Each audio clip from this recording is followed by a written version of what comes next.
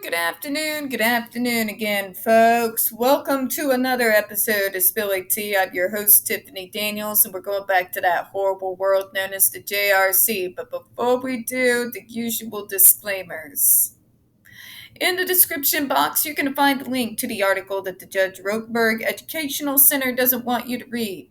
It is written by NeuroClastic, a small non-for-profit started by autistics for autistics, wherein they interviewed and surveyed over 900 ABA professionals from all over the world in regards to the JRC's quote-unquote behavioral modification program. Matter of fact, the JRC doesn't want you to read this article so much, they have threatened NeuroClastic with a defamation lawsuit if they do not remove it from the website. NeuroClastic has refused, so you know the drill. Please read that article and share on all your social media, alright? Alright, sorry folks. I got something here. I don't know what it is, but it's in my eyeballs, driving me nuts. We also have linked in there NeuroClastic's public statement in regards to the defamation lawsuit, as well as a link to their GoFundMe. We are crowdfunding, folks, in case the JRC actually has the balls to see through with their threat. We also have the pertinent links to the Agape boarding school situation. Agape boarding school is a Christian-themed boarding school based out of Stockton, Missouri that takes in so-called troubled male teens that has pending over 21 allegations, claims, and civil lawsuits leveled against it. All claims which have been so far substantiated with hard evidence by the Department of Social Services out here in Missouri. These claims that have been substantiated include sodomy, rape, sexual assault, child abuse, psychological and emotional abuse, and starvation. And we're just scratching the surface there. We have one staff member arrested by the FBI, another a doctor who's still on the premises with full access to the kids, upon multiple substantiated claims of sodomy, rape, and sexual assault, and is currently facing down jail time. We have an attorney general who's too busy filing lawsuits against fucking Biden because, oh my god, that COVID was a hoax. Tell that to my mother who works in an ER, jackass. Do you know, folks, that as we're speaking right now, it is still difficult for someone who's had an accident to find a hospital bed because they're still being filled up with COVID patients? No, because the news won't tell you, and Eric Schmidt sure as hell is not going to tell you that. It doesn't fit his agenda. Sorry, that's its own topic. We have an attorney general ate up on stupid on a power trip. So, you know, folks, send help, and don't forget to share all those articles on social media. Especially don't forget to sign and share the change.org Shut Agape Boarding School Down petition. We got the pertinent links to the Stop the Shocks campaign as well, including Autistic Hoya's massive archive on the subject, the templates, and the ever-present self-explanatory change.org Shut the Judge Rotenberg Center Down petition. Jennifer Masumba's behavioral sheet over shockable offenses, and a small clip out of the 7-hour ordeal undergone by Andre McCollins back in 2002. When we discuss JRC, you're going to hear vivid descriptions of and catch clips of surveillance footage of people with disabilities being tortured and abused. If you got young children present, please use your headphones. This channel is marked not for children for a reason. We use profanity and talk about dark subjects. If your child is 16 and under, parental supervision is advised. It is 1:12 in the afternoon, and now for the trigger warning. Bleh. We are about to descend once more into the mad rantings of a lunatic mind that is Dr. Matthew Israel. He's going to victim blame. He's going to use completely idiotic appeals to authority. He is going to gaslight us, victim blame us, and abuse apologency just everywheres. So just be prepared for that, all right? Now he's going to tell you a prime characteristic of us advocates. Now, because remember kids, we're disabled, therefore stupid, so you just can't trust anything we say, even, you know, if it's somebody who's actually worked in the damn field.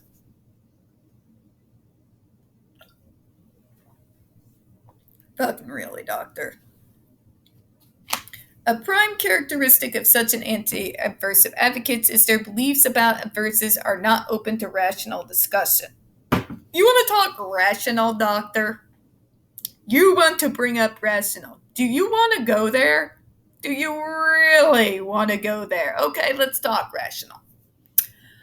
How rational is the idea of using the exact same treatment on completely different diagnoses? Let's talk about the rationale on that. Would you use the same exact treatment on a specific mental illness that you use on autism, that you use on Down syndrome, that you use on Angelman's, that you use on cerebral palsy? Doesn't work, does it? No, because in medicine, there is no one size fits all. Not one medical treatment can be used for everyone. Let's talk rational. I again allude back to the comparison I made before on using, well, chemo seems to work well for cancer patients. Why don't we use it to cure the common cold? Doesn't work, does it? Let's talk rational.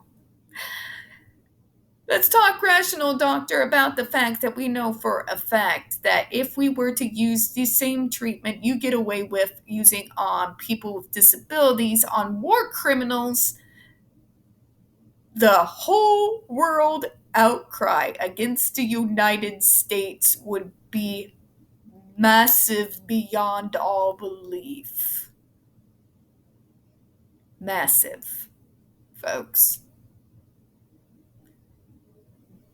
You want to talk rational, doctor. You want to talk rational.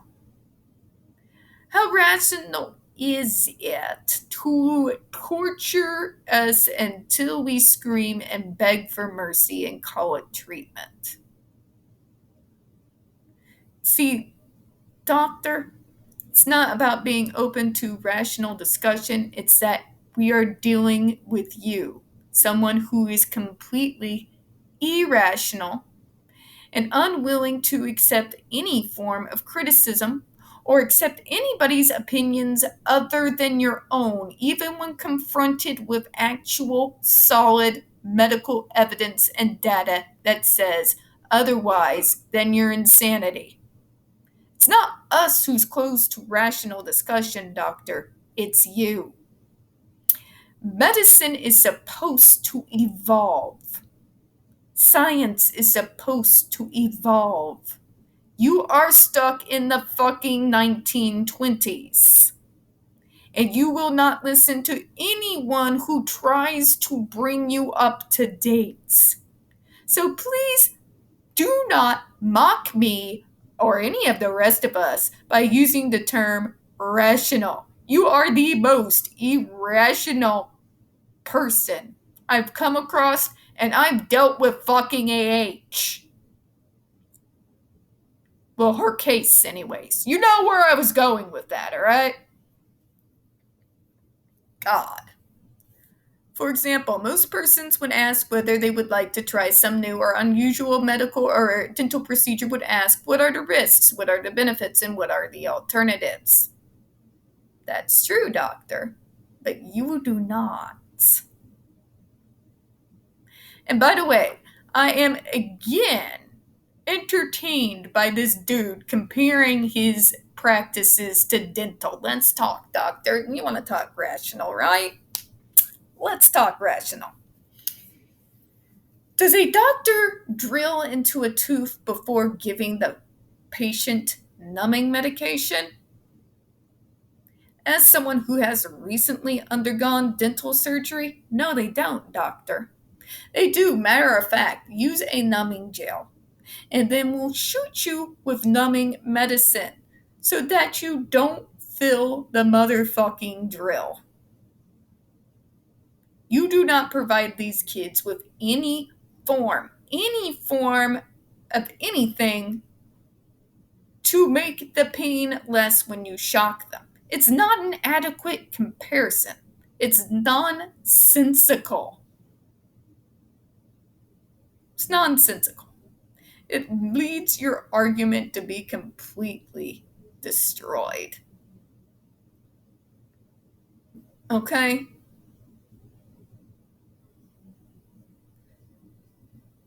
And you want to talk rational and you want to tell me about alternatives? Doctor, you don't even know what they are, how to utilize them, or how they work. Most rational people do ask these questions, yes, but you don't.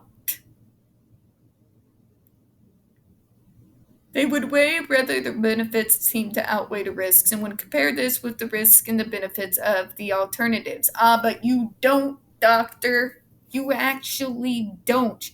You pull propaganda and lies and bullshit. You pull out in front of these parents outdated shit that goes back from the fucking 70s. And how do I know, doctor? I've talked to these damn parents. Okay? It's a characteristic of anti-aversive advocates that they are unwilling to engage in this rational risk and benefit analysis. That's a lie. That's a lie, doctor. It is matter of fact that it is you who refuses to engage in this particular conversation. Because whenever someone rationally brings up the risks of electrocuting someone, that you then turn in on yourself and do this high-handed bullshit.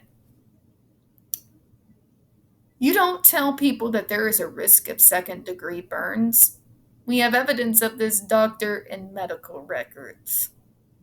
You don't talk about the fact that you could risk, if shocked too many times, that a person can go into catatonia.